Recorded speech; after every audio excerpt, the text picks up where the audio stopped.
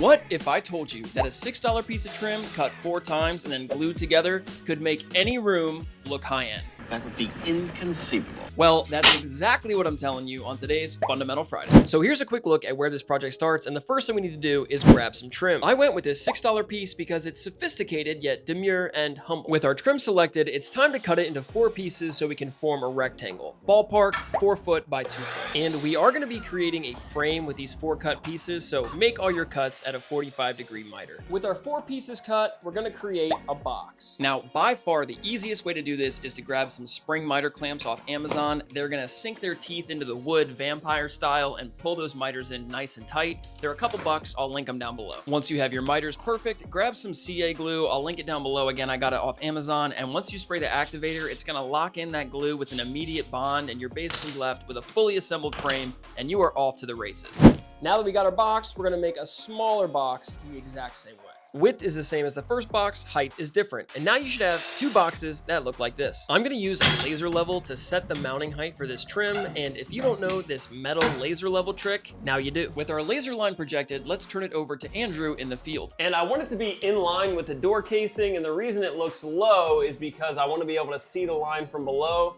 And when I line it up, that's perfectly even with the door casing. And once you're happy with how everything is lining up, I used a brad nailer with 3/4 inch brad nails to secure the top, and then I used a level to make sure that the sides and bottom were perfectly in line. Now, unfortunately, you'll have to do a little bit of math to get the spacing on the wall perfect, but between the 2 panels, I like to use a piece of blocking, and this is just a 5.5 inch baseboard, and this will make spacing, at least between the panels, pretty easy. Now, I had a total of 5 panels in this room, and I know some of you clickbait activists are running the numbers right now saying, hey, 6 times 5 is 30, not $6. So yes, it's $6 per panel. I would budget around 50 bucks for this project for the CA glue and the spring miter clamps, but obviously this depends on the size of the room. All right, now that we got our 2 smaller pieces, we're gonna go ahead and put it below. Now that I'm editing that didn't even make sense, but we're gonna take our smaller boxes now. I'm gonna use that same 5.5 inch piece of blocking, make sure that I'm in line with the edges and then spaced appropriately, and then we're gonna brad nail it in again. And once you have the top panels in, this part is really easy because you're just using the blocking. You don't have to do any measuring, any leveling. It's just slide the blocking over and attach it to the wall. And let me know what you guys think of this Fundamental Friday video concept. I'm thinking 1 video every month. That's kind of a bite-sized project you can tackle in a weekend, or just some DIY tips everyone should know. Okay, so we got these on the wall. Now we're just gonna caulk everything. And this is just gonna be a thin bead of caulk around the outside and the inside of this paneling to make sure that you don't have any weird gaps and to kind of make it look a little more seamless and blended with the wall. And after wiping everything smooth, you're just gonna let that dry, and after it's dried, all you have to do is paint the trim to match the surrounding wall.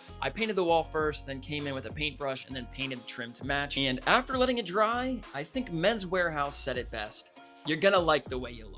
Let's take a quick reminder look at where this project started, and here is a look at the final result. Now, obviously, if you put this wall molding up in your double wide, you're not gonna fool anybody, but if you wanna put a touch of class and sophistication in any room, I think this wall molding is a great, affordable option. If you like golf and you wanna support the channel, please check out my product, Beach Birdie, and if you hate golf, you can support the channel by dropping a like down below, subscribing, and leaving a comment for the algorithm. I really appreciate y'all watching, and I'll see you all on the next one.